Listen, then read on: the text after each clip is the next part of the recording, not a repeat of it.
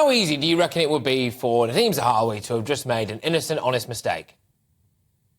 I mean, this is reportedly £27 million of income that he apparently forgot to tell the tax authorities about, or possibly claimed was not actually his money, but was his father's. I mean, it's very difficult to know exactly what happened. That's between Nadhim Zahawi and HMRC for the moment.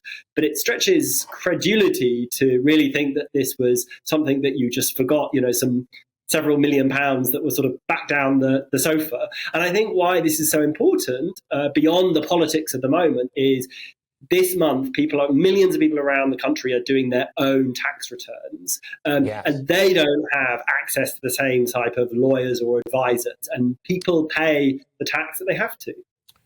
Well, I get that, but actually one can point to numerous situations, numerous very high-profile situations where people have employed an accountant to do exactly what you've just said there, which frankly is their job, which is to do your accounts. That accountant has decided that they've done something a little bit ropey, they want to plonk a bit of it offshore or move some stuff around. The individual in question, who is not an accountant, doesn't necessarily know what they're doing, goes along with it, and you end up in a situation, potentially, dare I say it, a bit like this. Are you rushing to assume that Zahawi is guilty before we've had this independence inquiry?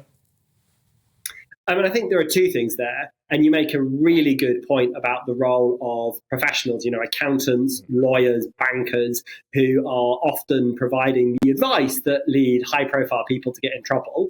At the same time, their clients are probably the ones that saying, do my tax affairs in this way. I want to maybe reduce my tax. I want to lower my tax bill. Who knows? So I think, definitely we should think about what the role of the professionals are. But I do think there's a really big, there's a political case here as well, which was Nadhim Zahawi was the Chancellor of the Exchequer responsible for the tax authorities. At the same time, he was negotiating around his own personal tax affairs with HMRC. So however this ends, it does not look good for Nadhim Zahawi. And it also raises questions about what HMRC were doing. Why did it take them so long to get on top of this?